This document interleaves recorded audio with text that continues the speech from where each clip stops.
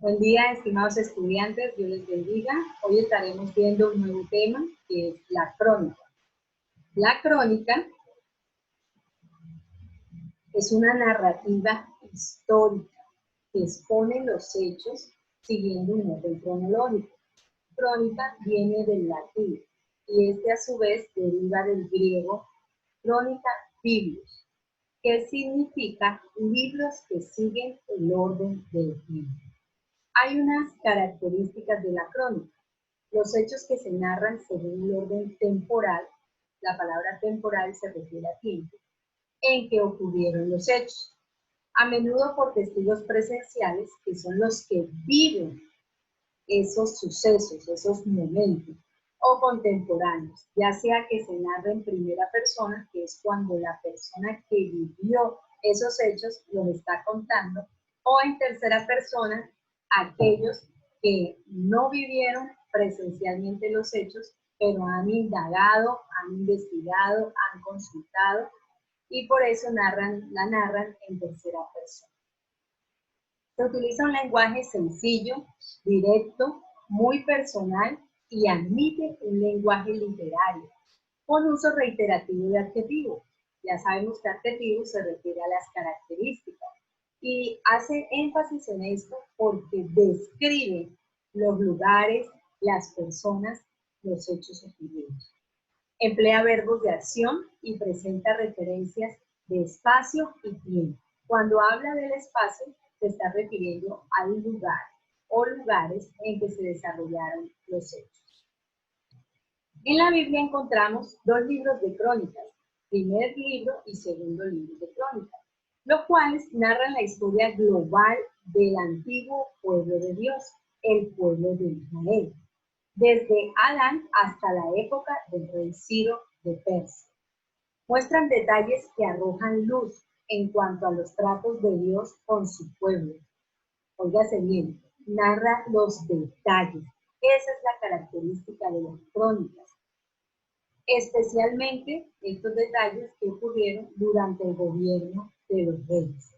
Hay un texto bíblico muy interesante. Primer libro de Crónicas 4:10 dice: Jabes invocó al Dios de Israel diciendo: oh, si en verdad me bendijeras, ensancharas mi territorio, y tu mano estuviera conmigo, y me guardaras del mal, para que no me causara dolor, y Dios le concedió lo que pidió. Aquí vemos un pequeño ejemplo de una parte de una crónica. Cuenta cómo una persona, por medio de una oración, se dirigió a Dios y cómo fue el paso a paso de esa oración. Jabes, un hombre que empezó a creer en Dios, un hombre que aunque no pertenecía al pueblo de Dios, empezó a temer, a respetar y a obedecer a Dios. Y dice que se acercó en oración a Dios y Dios lo escuchó.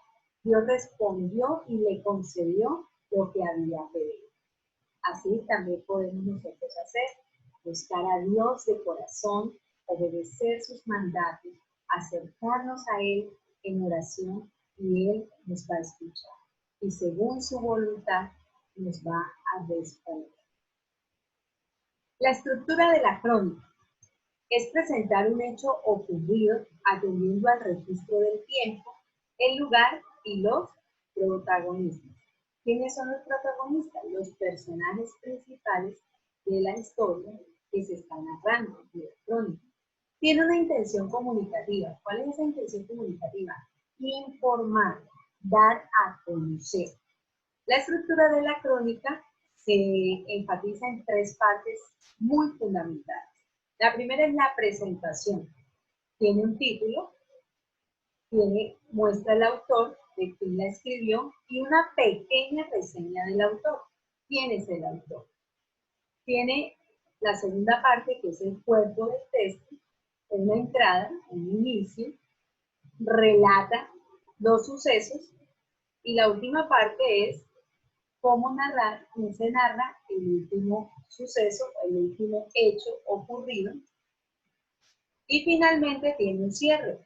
En el cierre se colocan las fuentes de donde se investigó de donde se sacaron los datos para contar esa crónica, ya sea referencia a entrevistas, datos históricos de libros, biografías de otras personas.